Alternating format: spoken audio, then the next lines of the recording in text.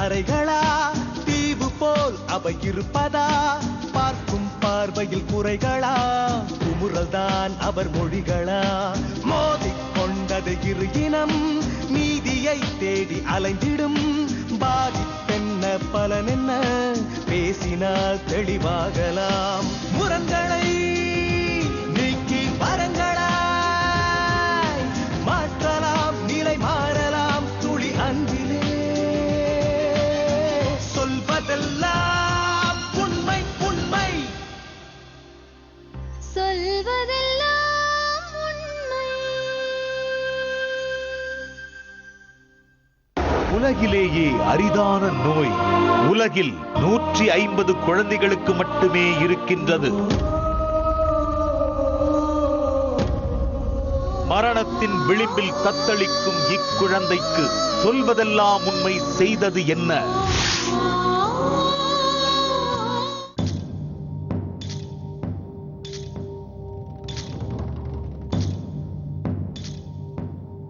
தம்பி பேர் என்ன? இமாக்ராஜ். இமாக்ராஜ். எவ்வளோ வயசாச்சுமா? நாளைக்கு வந்தா 1 வயசு 2 மாசம். என்னம்மா ப்ராப்ளம்? வந்து இவன் என் தங்கச்சி வயிற்றுல கன்சீவ் ஆனதுலேருந்து அவள் வந்து கொஞ்சம் கத்தி கத்தி பேசுவா. இது வயிற்றுல உருவானதுலேருந்து கத்தி கத்தி பேசுவா. அதுக்கு முன்னாடி நார்மலா தான் இருந்தாங்க? அதுக்கு முன்னாடி நார்மலா இருந்தா. அதுக்கப்புறம் இது முதல் குழந்தையாங்க? இது 2வது குழந்தை. பையன் இதுக்கு முன்னாடி ஏற்கனவே ஒரு குழந்தை இருக்கு. பையனா பொண்ணா? பையன். அதுவும் பையன். அந்த குழந்தைக்கு அந்த குழந்தை நல்லா இருக்கு. 2 வயசு ஆகுது.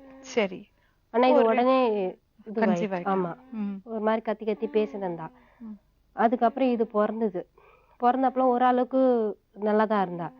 பிறந்து ஒரு அப்படியே படிப்படியா வந்துட்டு என்ன பண்றா, குழந்தைய அடிக்கிறது, எல்லாரையும் அடிக்கிறது, யார் என்ன பண்ணாலும் இது பண்றது, குழந்தைய விட்டு ஓடுறது. அதுக்கு முன்னாடி ஒரு விஷயம் சொல்லுங்கம்மா, இந்த குழந்தைக்கு உடம்பு சரியில்லைன்னு எப்படி தெரியும் உங்களுக்கு? குழந்தைக்கு வந்து இவங்க வந்து ஸ்கேன் எடுக்க போக காணும் பொழுது பிறந்த உடனே இப்படிதான் இருந்ததா? பிறந்தது அதாவது ஒரு 8 மாசம். அந்த பெட்ஷீட் எடுங்கம்மா. 8 மாசம் வயித்துல இருக்கும்போது அவளுக்கு வயிறு வலி வந்துச்சு, காலெல்லாம் வீங்கி இருந்துச்சு. அப்போ வந்து ஹாஸ்பிட்டல்ல விழுப்புரம் ஜிஹெச்ல கொண்டு போய் சேர்த்தது, முண்டியம்பாக்கத்துல. அங்க வந்து 1 மாசம் அங்கதான் வச்சிருந்தாங்க. அதுக்கப்புறம் ஸ்கேன் பண்ணி பார்த்ததுல குழந்தை தலை பெருசா இருக்கு அப்படின்னு சொன்னாங்க. இது பிறக்கிறதும் இதுவாதான் இருக்கும்னு சொன்னது. அவங்க அப்பா என்ன சொன்னாரு, பிறக்காத நம்ம எப்படி சொல்ல முடியும் அப்படின்னு சொன்னாங்க. பிறந்ததுக்கு அப்புறம் நாங்க போய் பார்த்தோம். குழந்தை பிறந்து 2வது நாள் நாங்க போய் பார்த்தோம். குழந்தை இது தலை இன்னும் கொஞ்சம் சின்னதா இருந்துச்சு. இடுப்புல வந்து ஒரு எலுமிச்சம்பழம் அளவு கட்டி இருந்துச்சு. இந்த இடுப்புல இந்த இடத்துல கட்டி இருந்துச்சு. அதுக்கப்புறம் என்னாச்சு, ஒரு 10 நாள் கழிச்சு அவங்க அங்கிருந்து எழுதி கொடுத்து மெட்ராஸ்க்கு அனுப்புனாங்க, மெட்ராஸ்க்கு பேபி ஹாஸ்பிட்டலுக்கு. அப்போ வந்து என்ன சொன்னாங்க, ஃபர்ஸ்ட் வந்து கட்டு போடணும், 2 காலும் வந்து சரியா இல்லை, 1 மாசம் இதுக்கு அந்த படி ஏறி அந்த 10 நாள் டெலிவரி ஆகி அந்த ஆப்ரேஷன் 10 நாள்ல ஏறி எப்படியா குழந்தை சரி பண்ணிடலான்ற ஆசையில ஏறி கட்டு சரி பண்ணோம். கட்டு சரி பண்ணிட்டு இந்த தலை வந்து எம்ஆர்ஐ ஸ்கேன் எடுக்கிறதுக்கு அவங்ககிட்ட சுத்தமா காசுல. அவங்க அப்பாவுக்கு வந்து வேலைக்கு போனாதான் அண்ணனை ஜீவன் குழந்தையோட அப்பா. ஆமா, அன்னைக்கு போனா அன்னைக்கு சாப்பாடு, இல்லைன்னா இல்லை, அந்த மாதிரி நிலைமை தான் அவங்களுக்கு. எங்களால முடிஞ்ச வரையும் அக்கா கொஞ்சம், நான் ஒரு மேடத்துக்கிட்ட நான் வேலை செய்யறேன், அந்த மேடம் கொஞ்சம் ஹெல்ப் பண்ணாங்க இவங்களுக்கு ட்ரீட்மெண்ட் பண்றதுக்கு, எம்ஆர்ஐ ஸ்கேன் எடுக்கிறதுக்கு. அதெல்லாம் எடுத்துட்டு பார்த்தப்போ கட்டிக்கான ஆப்ரேஷன் பண்றதுக்கு திருப்பி எங்க ஜிப்மருக்கு எழுதி அனுப்புனாங்க. ஜிப்மர்ல போனோடனே இந்த ஆப்ரேஷன் கட்டி ஆப்ரேஷன் எடுத்துட்டாங்க. கட்டி அது இடையில நவம்பருக்குள்ள நல்லா பொட்டேட்டோ சைஸ்ல வந்துச்சு, ஒரு பெரிய உருளைக்கிழங்கு சைஸ்ல ஆயிடுச்சு. அது ஆப்ரேஷன் பண்ணி எடுத்தாங்க. அது முடிச்ச உடனே தலையில ஆப்ரேஷன் பண்ணி எடுத்தாங்க, ஒரு நீர் எடுத்தாங்க. இப்போ இந்த ஓடை மாதிரி, அதாவது இங்க முடுக்கு இங்க பள்ளமா, இந்த கை உள்ள போய் உட்காரலாம் மாதிரி, அது மாதிரி பள்ளம் இருந்துச்சு. சரி சொல்லிட்டு அதுக்கப்புறம் தலையும் திருப்பி மூடிக்குச்சு. இவ வந்து இதை பார்க்க அவளுக்கு என்ன ஆகுதுன்னே தெரியல. நல்லா பேசுறா, நல்லா இருக்கிறா, பாசமா இருக்கிறா. பக்கத்து வீட்டு பாட்டியை ஒரு பாட்டியை அடிச்சு என்ன இடுப்பு என்னமோ உடஞ்சா வந்து பிரச்சனை ஆயிடுச்சு. அதே மாதிரி அவங்க அம்மாவை, இந்த பையனோட பாட்டி, அவங்களே அடிச்சு அந்த பெரிய பையனை காலில் எட்டி உதச்சி ரோட்ல விழுந்து அது ஒரு மாதிரி ஆயிடுச்சு. அவங்க அம்மா அந்த பெரிய குழந்தைய தூக்கிட்டு அவங்க பொண்ணு வீட்டுக்கு போயிட்டாங்க. அதை பார்த்து ரொம்ப நாள் ஆகுது, பார்க்கவே இல்லை. அவள் பார்த்து கிட்டத்தட்ட 1 வருஷம் இருக்கும் பெரிய பையனை. ஆமா, அது மாதிரி இந்த குழந்தை பிறந்ததுல இருந்து அது மாதிரி பண்ணிருக்கிறா. குழந்தைய பக்கத்துல படுக்க வச்சுக்கலாமாம்மா? தலையே ஒரு 8 கிலோ இருக்கு மேடம், தலை மட்டும். தூக்குறது ரொம்ப கஷ்டம். அந்த குழந்தைய கால் 2 கட்டு போட்டாங்க, காலுக்கு சரி வரல.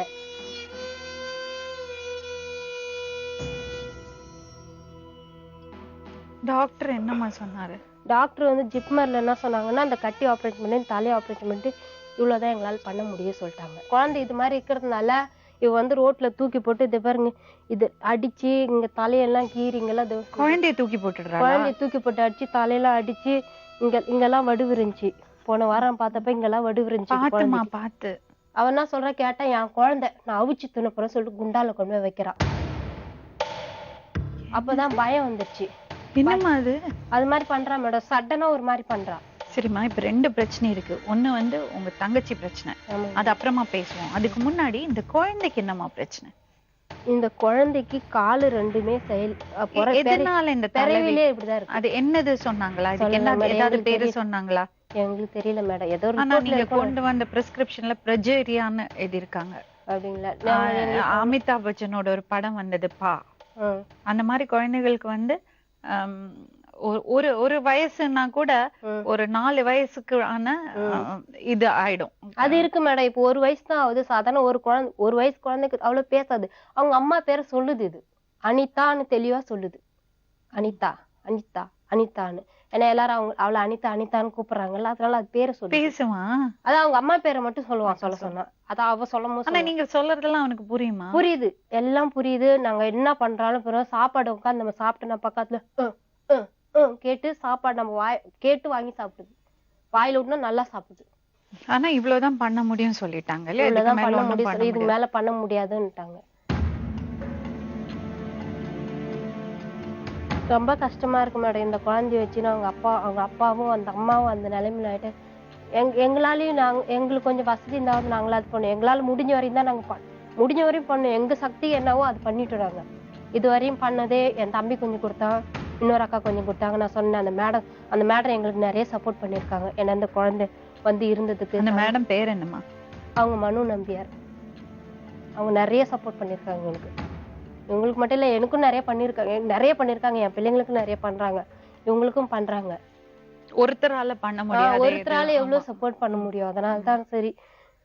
நீங்க இந்த குழந்தைய பார்க்க சிரிக்கும் போதெல்லாம் ரொம்ப அழகா இருக்கும். சிரிக்கும் போது எல்லாத்தையும் பார்க்கும் போதெல்லாம் ரொம்ப அழகா இருக்கும்.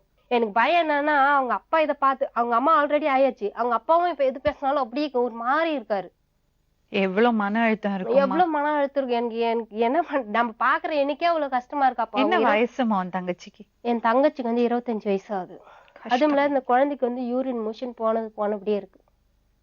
அது வேற தொடச்சிங்கன்னு அவ என்ன சொல்றா, நல்லா இருக்குமே இந்த குழந்தை எப்பயுமே நானே பாக்கணும், நானே துடைக்கணும், நானே இது பண்ணணும். சோ அப்ப வெறுத்துக்கிறாவ? யாருமே இல்ல வேற செய்யறதுக்கு. அப்ப தெரிஞ்சுட்டே இந்த குழந்தைய வெறுக்கிறாளா இல்ல தெரியாம? அந்த நல்ல மூடு வரும்போது நம்ம பாசமா உட்காந்து தட்டி கொடுத்து சொல்லும் போது அப்ப ஏன் அந்த அப்படி பண்றேன். ஆனா என் குழந்தைக்கு எல்லாம் நல்லா விளையாடுறா. என் குழந்தையோ எங்களுக்கு எல்லாம் டெலிவரி ஆனப்போ எங்க அம்மா வந்து வேலைக்கு போயிடுவாங்க. ஆனா எல்லா வேலையும் அவதான் செஞ்சவ. அது அவ மேல நிறைய பாசம் இருக்கு. ஏன்னா அவ கல்யாணத்துக்கு முன்னாடி அவ்வளவு நல்லா வேலை செய்வா, எல்லா வேலையும் செய்வா, அவ்வளவு புரிஞ்சுக்குவா, எல்லா சாப்பாடு செய்வா. ஆனா இன்னைக்கு அவ குழந்தைய தூக்கி போடுறா, அடிக்கிறா, அவிச்சு தின்னு போற சொல்லி குண்டால போட போறா. இந்த தூக்கி போட்டப்ப இந்த கால் மட்டும் லைட்டா ஆட மாட்டேங்குது. ரோட்ல போட்டு அந்த சூடு மே மாச டைம்ல அந்த சூடுல போட்டு அந்த குழந்தை என்ன பண்ணும், தேய்ச்சி சேர்த்து அந்த கருங்கல் இருந்துக்கிட்டாட்டுங்க, அதுல தேய்ச்சி இதுவாயிடுச்சு. உப்பானதுல அழாதா அது குழந்தை? என்ன பண்ண, அழுதுதான். அதை கேட்க வரவங்களா புடிச்சு அடிக்கிறா.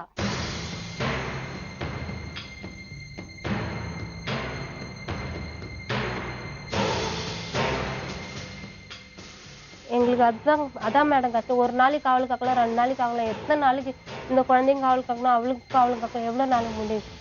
அதான் எங்களுக்கு கஷ்டமா இருக்கு.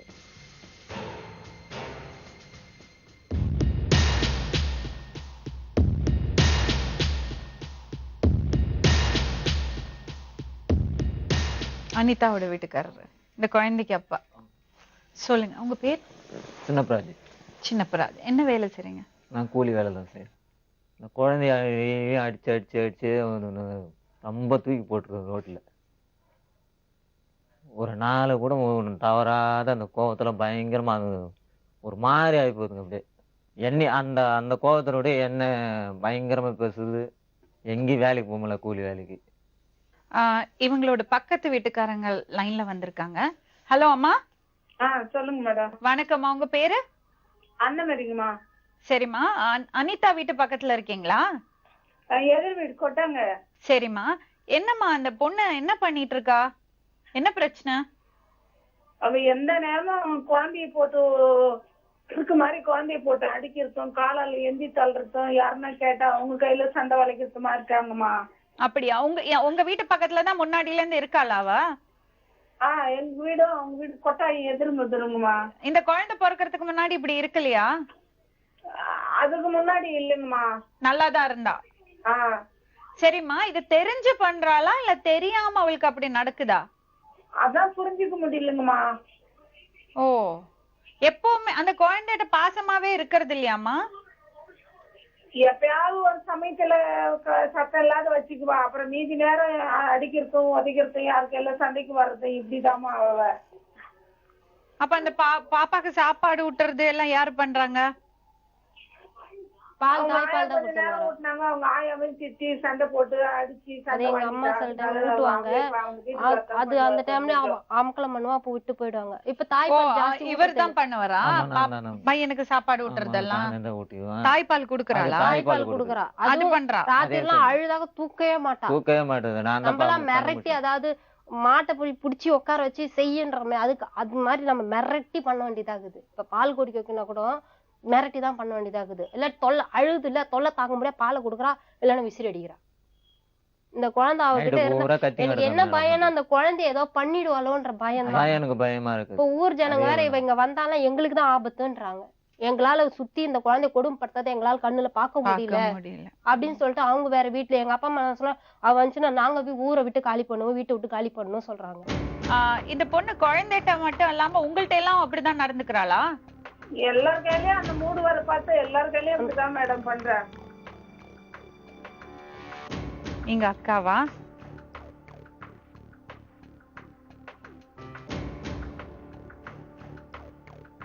இவங்க எல்லாம் உங்களுக்கு நல்ல உதவி பண்றாங்க. அது அவ்வளவு நம்ம இவங்கள நம்மள மாதிரி என்ன மாதிரி அவங்க இந்த மாதிரி ஃபேமிலியோட கூலி வேலைக்கு அப்படி போறவங்க அது சண்டை போட இவ்வளவு தூரம் பண்றீங்களேம்மா. வசதி இருக்கிறது குடும்பத்துல கூட பண்ண மாட்டாங்க. அவங்க வேலையை பார்த்துட்டு இருப்பாங்க. அவங்க பிறந்தாச்சு அந்த குழந்தை பார்த்து இருக்கிற மெட்ராஸ்ல இருக்கிற அவ பண்றதெல்லாம் தெரியாது மேடம். ஆனா நான் 5 கிலோமீட்டர் தூரத்துல தான் மேடம் இருக்கிறோம். ஆனா ஒவ்வொரு நாளும் எனக்கு வந்து சொல்றவங்க எல்லாம் கேட்டா எனக்கு ரொம்ப கஷ்டமா இருக்கு மேடம். அப்ப யாருக்குமே ஒரு கஷ்டம் கேட்க வராங்களா, அவங்கள கேட்க வர்றாங்களா அப்படியே பிடிச்சிக்கிறா, முடி பிடிச்சிக்கிறா, புடிச்சிட்டு விட மாட்டா. அப்ப அந்த டைம்ல என்ன பண்ணாங்க, விட முடி அவங்களுக்கு வலி தாங்கல, அவங்க பதிலுக்கு அடிக்கதான் செய்யணும். அவங்களுக்கு குறையும் சொல்ல முடியாது. ஏன்னா நம்மள சேர்த்துக்க மாட்டாங்க.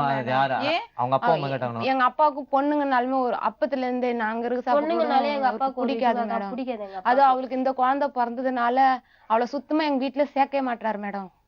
அது எப்படிப்பா ஒரு அப்பா அப்படி சொல்லுவாரு? ஆமா மேடம், எங்க அப்பாவுக்கு குழந்தை பார்த்தாலுமே பொண்ணாவே பிறந்தமா அந்த வெறுப்பு இருந்துகிட்டே இருந்துச்சு. கடைசியா அதுக்கப்புறம் பையன் பிறந்தது. அதனால பையன் பாசம்னா பையன் தான். நாங்க இந்த ப்ரோக்ராம் வரதுக்கு முன்னாடி கூட அது மாதிரிப்பா பொண்ணு சரி பண்ணி விடுவாங்களாம்ப்பா, இது மாதிரி ஆனா சரி பண்ணி எங்க போவா அவ, உங்க வீட்லயே இடம் இருந்தாக்கா அதுலயே ஒரு செண்டு கூட சொல்லி வச்சுக்க, அவ அங்கே செத்தாலும் சாப்பிட்டா என் வீட்டு பக்கம் வரக்கூடாது. என்ன அநியாயம் பாருங்க. பொன் குழந்தைகளுக்கு தான் நம்ம ஆதரவு கொடுக்கணும். பெத்தவங்க பொன் குழந்தைகளை தான். எங்க அப்பாவுக்கு அது ஒரு நாள் நான் சொல்லிட்டேன், ஒரு நாள் கண்டிப்பா எப்ப உணர்வேன் ஒரே வார்த்தையில சொல்லிட்டு விட்டுட்டேன். தங்கச்சிட்ட எடுத்து சொல்லுவீங்களா இந்த மாதிரி எல்லாம் பண்ணக்கூடாது? நாங்க அவ வந்து சில டைம்ல நல்லா இருக்கிறா, நிறைய டைம்ல தான் அவ அந்த மென்டல் மாதிரி பண்றா. டாக்டர்கிட்ட கூட்டிட்டு போலியாமா நீங்க? ஒரு சைக்கியாட்ரிஸ்ட போய் பாத்துருக்கலாம். அந்த அளவுக்கு வசதி இல்ல மேடம் எங்களுக்கு. சரிம்மா, இப்ப 2 விஷயம். ஒண்ணு வந்து குழந்தைக்கு வந்து மருத்துவ தேவை. அந்த குழந்தைய நல்லா கவனிக்கணும், நல்லா பாத்துக்கணும். அதுக்கு என்ன பண்ணும்? உன் தங்கச்சி வந்து நார்மல் ஆயிட்டாள்னா அவ பாத்துப்பாளா? அது நம்ம வந்து டாக்டர்கிட்ட தான் கேட்கணும், மருத்துவர்கிட்ட தான் கேட்கணும். அப்ப முதல்ல நம்ம பண்ண வேண்டியது தங்கச்சி மனநிலை சரியாகணும். அதுதான் முதல்ல நம்ம பண்ணோம். முதல்ல அவள்கிட்ட நான் பேசி பாக்குறேன், அவ எப்படி இருக்கா பாக்குறோம். அதுக்கப்புறம் அது முடிவெடுப்போம். அடுத்த ஸ்டேஜ்ல வந்து குழந்தைக்கு என்ன உதவி பண்ண முடியும் நிச்சயமா நம்ம நேர்கள் முன் வருவாங்க. என்னன்னா இப்போ இந்த மாதிரி ஒரு சூழ்நிலையில நிச்சயமா இந்த குடும்பத்துக்கு உதவி செய்ய வேண்டியது நம்ம கடமைங்க. நம்ம அத்தனை பேரும் கூட நின்னு இவங்களுக்கு என்னென்ன உதவி பண்ண முடியுமோ அதை நம்ம பண்ணணும். இவர் வந்து அந்த பொண்ணு இந்த பையன் பிறந்ததுல இருந்தே இவங்க ரெண்டையும் பாத்துக்கிறதுக்கே இவருக்கு கஷ்டமா இருக்கு. ஒரு நாளைக்கு 200 ரூபாய் தான் தருவாங்க ஊர்ல. அது பால் வாங்கி கொடுக்க முடியாது, டெய்லியும் கிடைக்காது வேற வேலை. டெய்லியும் கிடைக்காது. எல்லாம் நல்லபடியா இருந்தாலே இந்த காலத்துல வண்டி ஓட்டுறது கஷ்டமா இருக்கு. எவ்வளவு சம்பாதிச்சாலும் பத்தாது. இதுல இப்படி ஒரு குழந்தையும் பிறந்துச்சுன்னா, அதுல அந்த அம்மாக்கு உடம்பு சரியில்லாம ஆயிடுச்சுன்னா என்ன செய்வாங்க? இவங்க இவ்வளவு தூரம் சமாளிச்சிருக்காங்களே, அக்கா தங்கச்சிங்க இவ்வளவு சப்போர்ட்டா இருக்காங்களே, அது பெரிய விஷயம்.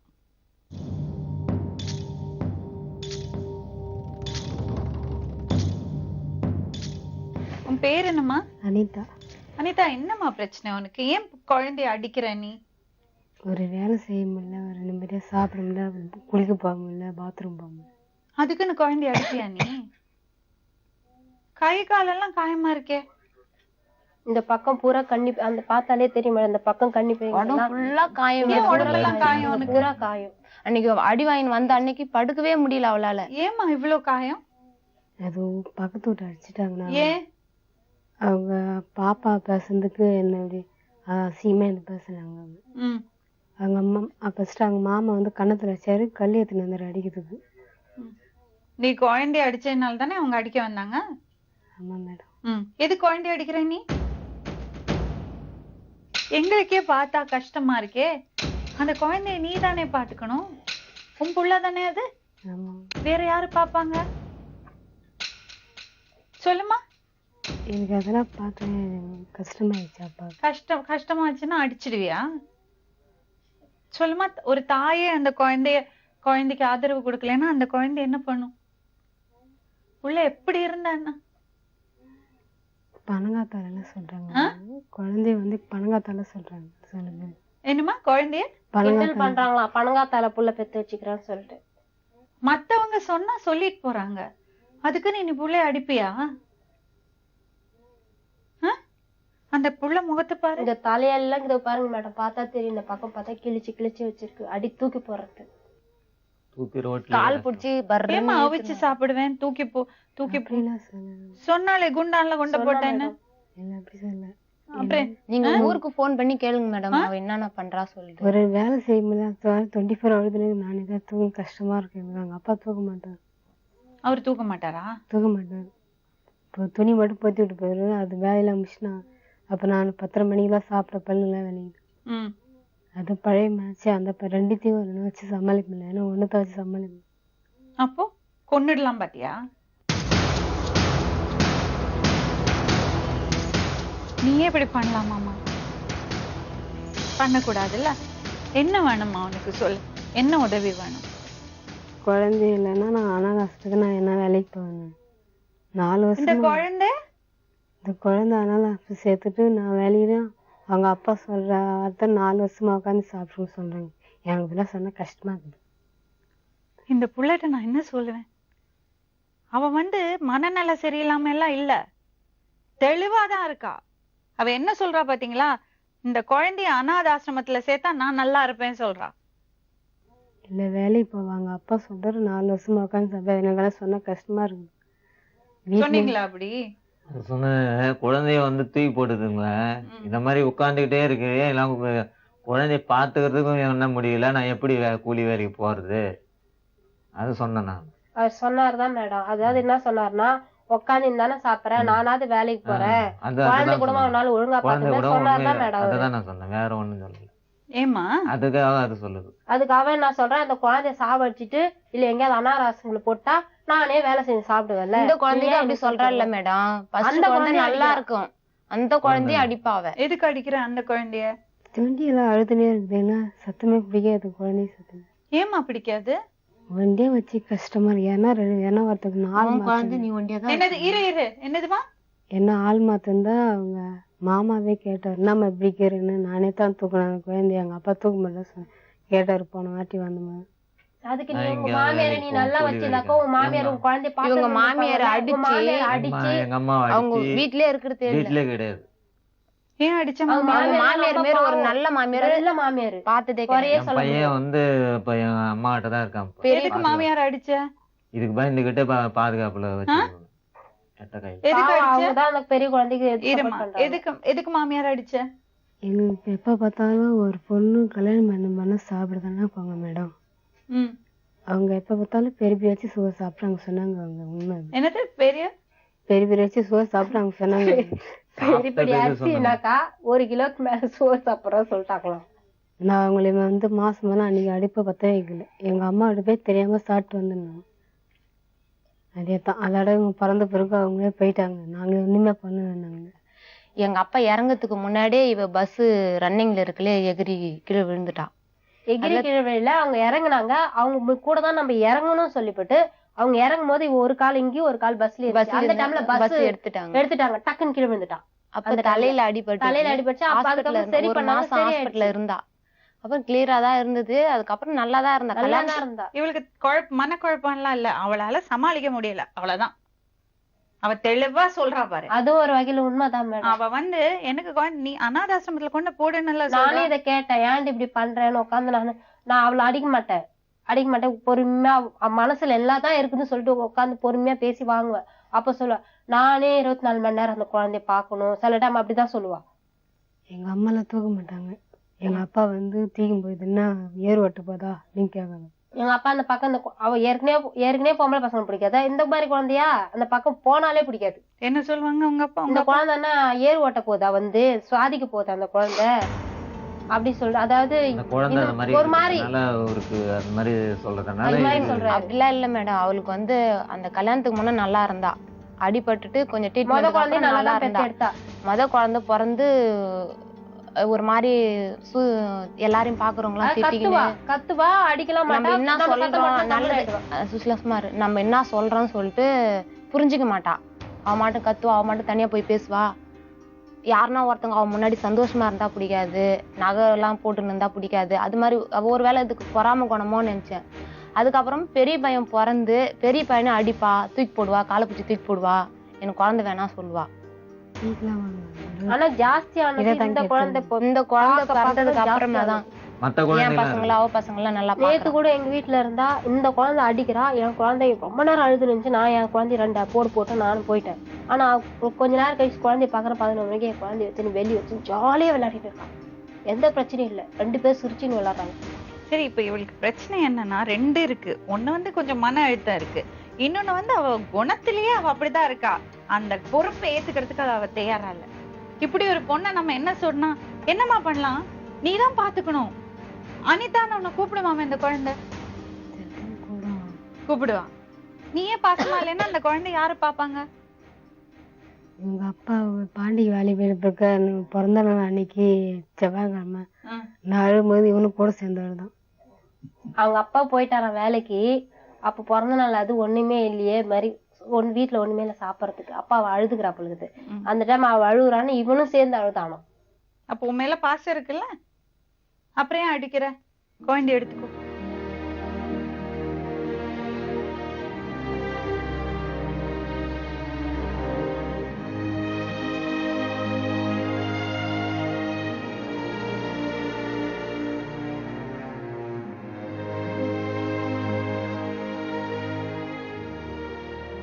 நீ இந்த குழந்தைய பாத்துப்பியாமா நல்லா? சொல்லுமா, என்ன வேணும் உனக்கு? இந்த குழந்தைக்கு ட்ரீட்மெண்ட் தலை பெருசாகுது, ரொம்ப 2 kg தூக்கவே முடியும். எனக்கு பேலன்ஸ் பண்ண முடியும்.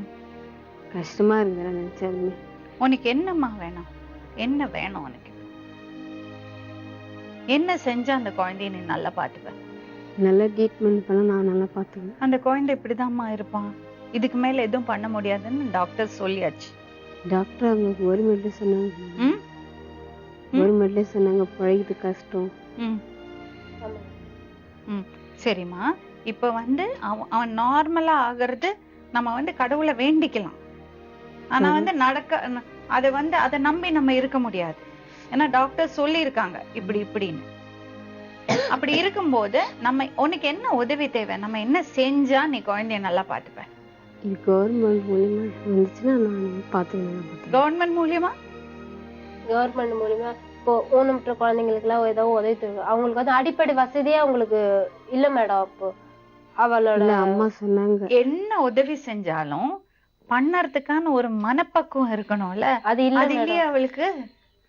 அதனாலதான் எல்லாருமே அவளை இந்த ஊர்லயே வேணாவ அக்கா அக்கம் பூரா அவ்வளவு அசிங்கப்படுத்துறா. அக்கா இதெல்லாம் எல்லாருக்கிட்டும் சண்டைங்க, பாக்குறவங்களும் சண்டை. இப்ப நல்லா இருக்கிற ஹாஸ்பிட்டல் மருத்துவத்துக்கான உதவி பண்ணி கொடுக்கறோம், சரியா? அப்புறம் அந்த அந்த நேர்கள் எல்லாம் பாக்குறாங்க, நிறைய பேர் உதவி பண்ணறதுக்கு முன் வருவாங்க, அதெல்லாம் பண்ணி கொடுக்கறோம். உனக்கு கவுன்சிலிங் செஷன் ஏற்பாடு பண்ணி கொடுக்கறோம். ஆனா இந்த குழந்தைய நீதாம்மா பாத்துக்கணும். உன்ன மாதிரி வேற யாரால அந்த குழந்தைய பாத்துக்க முடியும்? நீதானே பெத்த தாய்.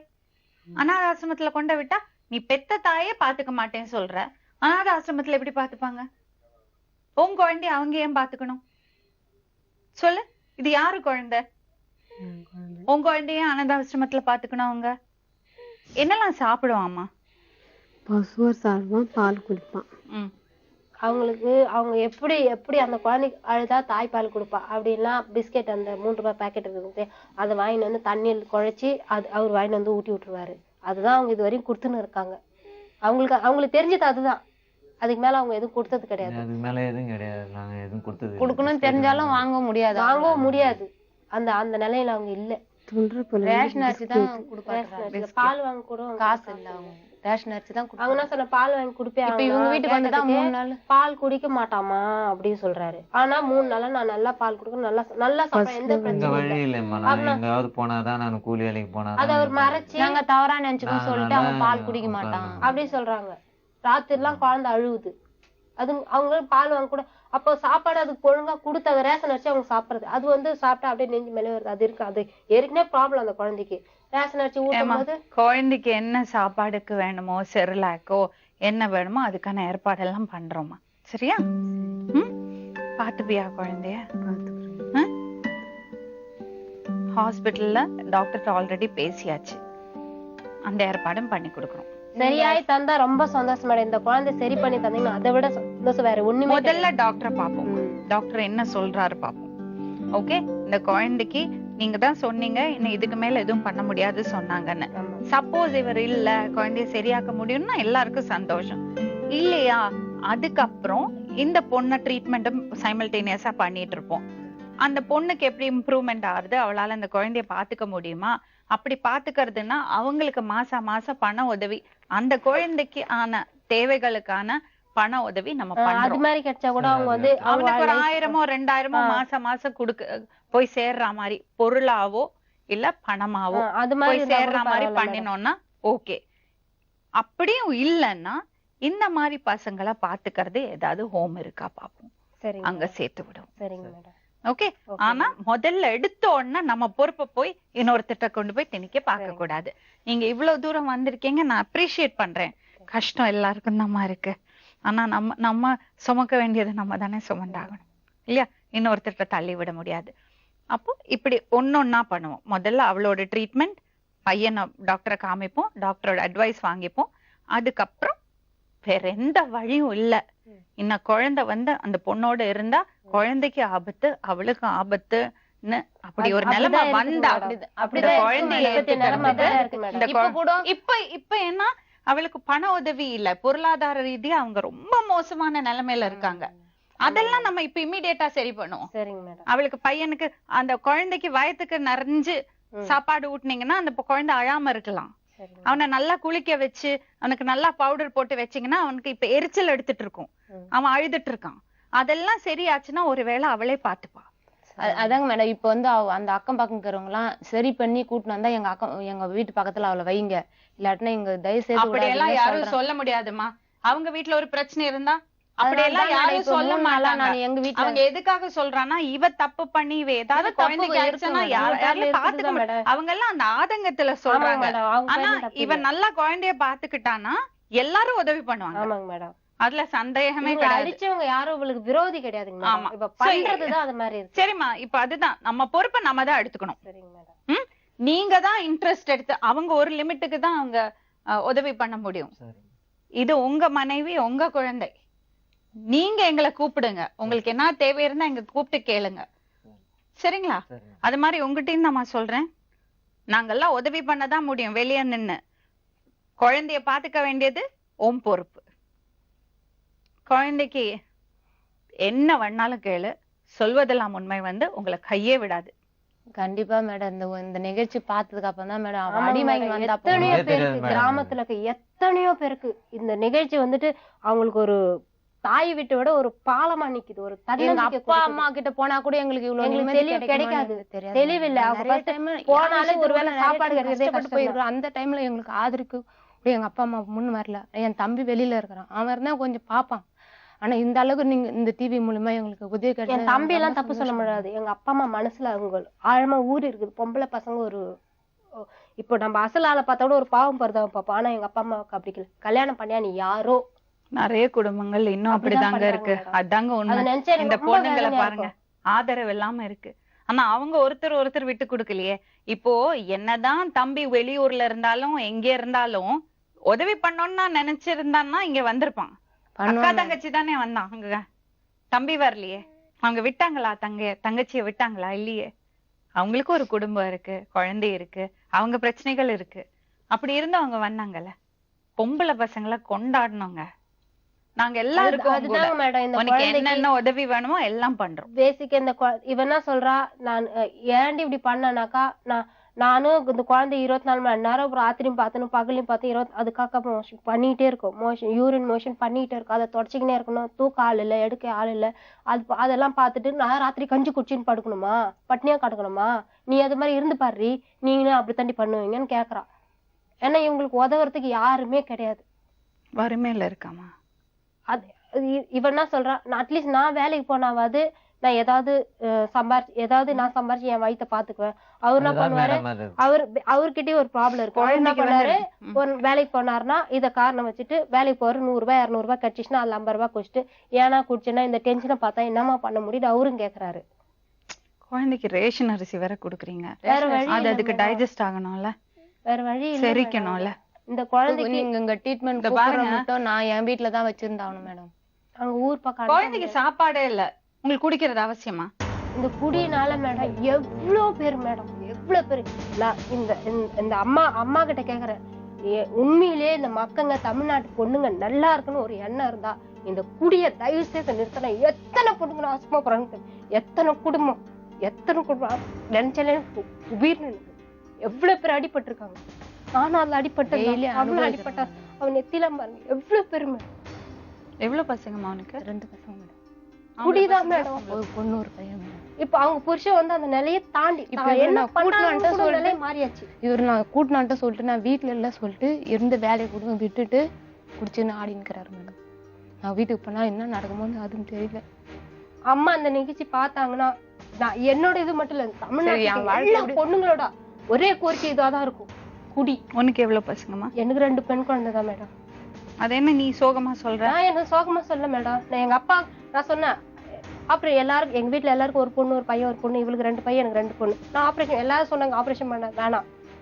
அப்பா பொன் குழந்தை வெறுக்கிறாருல, கடவுள் எனக்கு இந்த பொன் குழந்தை கொடுத்துருக்காரு. நான் அதை எப்படி வளர்க்குறேன்றது மேடம், எவ்வளவு பாசமா இருக்கா, அதுக்கு எவ்வளவு உரிமை கொடுக்குறேன், என்னால முடிஞ்சது அதுக்கு எப்படி மேல கொண்டு வரணுக்கா சவாலா சொல்லிக்கிறேன் அப்பா கிட்ட. நான் அப்பா கிட்ட எப்பயுமே போராடுவேன். நீ பொண்ணை வெறுக்கிற அப்பா கிட்ட இன்னைக்கு வர்ற அப்பா கூட நான் சண்டை போட்டேன், வெறுக்கிறேன்னு. அந்த பொண்ணை நான் வளர்த்து காட்டுறேன்ப்பா, அந்த பொண்ணு நிச்சயம் என்னை காப்பாது. ஆமா பொட்டை கழுதிங்க தான் வந்து சோறு போடுவாங்களா நாளைக்குன்னு கேட்பாரு. நான் சொன்னேன், என் பொண்ணை நீ எங்களை படிக்க வைக்கல, எங்களுக்கு அதுக்கேற்ற வாழ்க்கையும் கொடுக்கல. எவன் வந்து கேட்டானோ வரதட்சணை எவன் கம்மியா கேட்கறான் அவன் தள்ளி விட்ட. வாழ்க்கை நல்லா இருக்குன்னு எங்க அப்பா நினைக்கல, கடமை ஒழிஞ்சா போதும் அதுதான் நினைச்சாரு எங்க அப்பா. இதுதான் இன்னொரு பக்கம். முன்ன சொல்ல போனா என் அப்பா என் கல்யாணத்துக்கே வரல.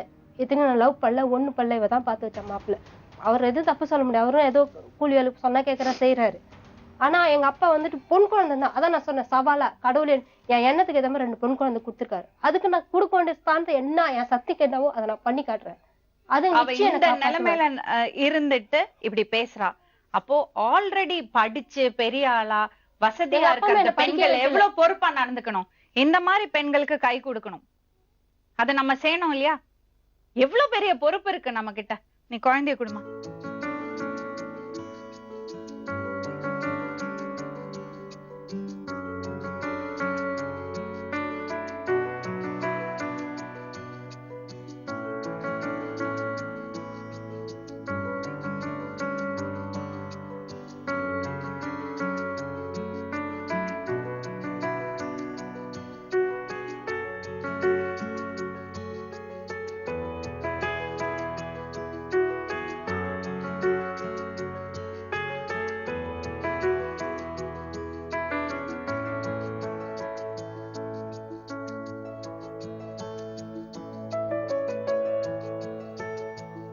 எனக்கு என்ன வேதனைன்னா ஒண்ணும் புத்தியாவது இருக்கணும், பணமாவது இருக்கணும், குழந்தையாவது எல்லாம் ஏழையா இருக்கணும், அழகான குழந்தை கொடுப்பாரு. ஆனா கடவுள் ஏன் இவ விஷயத்துல இவ்வளவு சோதிச்சிருக்காரு எனக்கு புரியல மேடம். நான் நிறைய வாட்டி யோசிப்பேன். பணம் நிறைய இருக்கும், அவங்களுக்கு குழந்தை இருக்காது. பணமே இல்லாத இருக்கும், அழகான குழந்தை இருக்கும். ஆனா இவளுக்கு மூணுமே இப்படி ஆப்போசிட்டா இருக்கு. மூளையும் இப்படி இருக்கு, குழந்தையும் இப்படி இருக்கு. பஸ்தா சாப்பிடறதுக்கு ஒண்ணும் இல்லாத அந்த பெரிய குழந்தை எதிர்க்கே பார்க்க மாட்டா. அந்த குழந்தை அழகா இருக்குமா? அந்த பாசமே இல்ல. கேட்டா யாண்டி அந்த குழந்தை யான் ஜாடியில கிடையாது, இவர் ஜாடியில இருக்கிறா, அதனால எனக்கு பிடிக்கல. பாசமே இல்ல. அது நல்லா அழகா இருக்கும் அந்த குழந்தை. அது வந்தா அடிச்சே போட்டுருவோம் அப்படின்னு என்ன மிரட்டும். நான் இவ்வளவு நேரம் குழந்தை அவங்க கையில இருக்கும்போது நான் பேசினது ஒண்ணு. இப்ப பாருங்களேன், நான் மடியில வச்சிருக்கேன். எனக்கு நான் உணர்றேன், நான் ஆசையா இருக்கு அவன் முகத்தை பார்த்தா. ஆனா அவனோட வெயிட்ட தலை வெயிட்ட நம்மளால கையில தூக்க முடியல.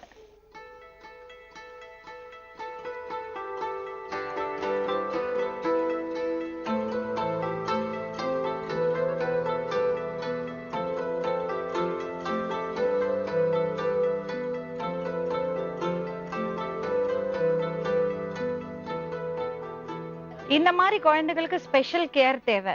பொருளாதார ரீதியா அவங்களுக்கு பிரச்சனை இருக்கு, அந்த பாவர்ட்டி லெவலுக்கு கீழே இருக்காங்க, அது ஒண்ணு. ஹெல்த் இல்ல, மென்டல் டிப்ரெஷன், எல்லாத்தையும் வச்சுட்டு எப்படி அந்த குழந்தைய பாத்துப்பாவா? இப்ப நான் சொன்ன மாதிரி நம்ம முதல்ல அந்த குழந்தைக்கு என்ன மாதிரி ட்ரீட்மெண்ட் கொடுக்கணும், அந்த குழந்தைக்கு எப்படி சாப்பாடு கொடுக்கணும், அந்த குழந்தைய எப்படி பாத்துக்கணும், அதெல்லாம் நம்ம டாக்டரை பார்த்து கேட்டுக்கணும். இன்னொன்னு, அந்த குழந்தைய பாத்துக்கிறதுக்கான ஒரு நிலைமைக்கு இந்த பொண்ணு வரணும், அதுக்கான ட்ரீட்மெண்ட் கொடுக்கணும். அதெல்லாம இம்மீடியட்டா அவங்களுக்கு நல்லா சாப்பிடுறதுக்கான வசதி பண்ணி கொடுக்கணும். சோ இப்ப என்னன்னா, எல்லாம் செஞ்சுட்டு அப்படியும் அவளால பாத்துக்க முடியாத ஒரு நிலைமைன்னா நம்ம அப்பதான் வெளிய சோர்ஸ் தேடணும். இந்த மாதிரி பசங்களை பாத்துக்கிறது ஹோம் இருக்கா பாக்கணும். அது வரைக்கும் எல்லா முயற்சியும் எடுப்போம். இந்த பொண்ணை சரி பண்ணறதுக்கு எல்லா முயற்சியும் எடுப்போம். இவங்களுக்கு என்னென்ன உதவி பண்ண முடியுமோ நம்ம பண்ணலாம். நேர்களே, நீங்களும் உங்க சஜஷன்ஸை கொடுங்க. மருத்துவர்கள் இதை பார்த்துட்டு இருந்தீங்கன்னா தயவு செஞ்சு எங்களை கான்டாக்ட் பண்ணுங்க.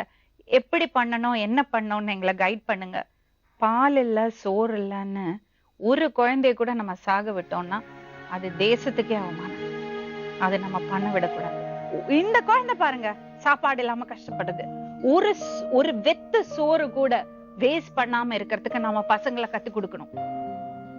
ஒருவேளை சாப்பிடாதவங்க சாப்பாடு சாப்பிட்டா அடுத்த வேளை டிஃபன் தான் சாப்பிடுவேன்னு சொல்லி அடம் பிடிக்கிற பசங்களுக்கு சொல்லி கொடுக்கணும். அந்த ஒரு வேளை சாப்பாடுக்கு கூட வகை இல்லாம இப்படி பசங்க இருக்குன்னு. சொல்வதெல்லாம் உண்மை குழு நம்ம அத்தனை பேரும், நேர்கள் அத்தனை பேரும் இவங்களோட இருப்போம். இந்த குழந்தைக்கு ஒரு வழி பண்ணுவோம். நீங்க இருக்கிற தைரியத்துல நான் இவங்களுக்கு வாக்கு கொடுக்கிறேன்.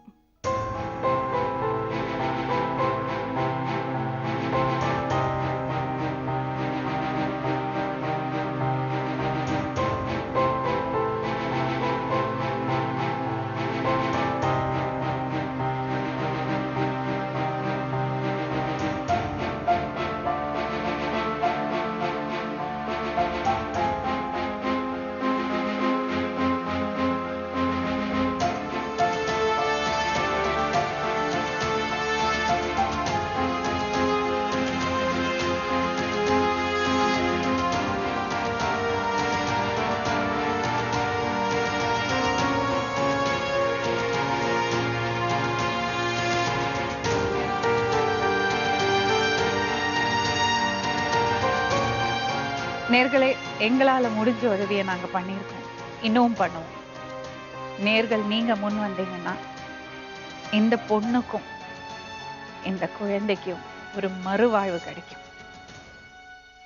நாளை மறுபடியும் இன்னொரு உண்மை சம்பவத்துடன் உங்களை சந்திக்கும் வரை நன்றி, வணக்கம்.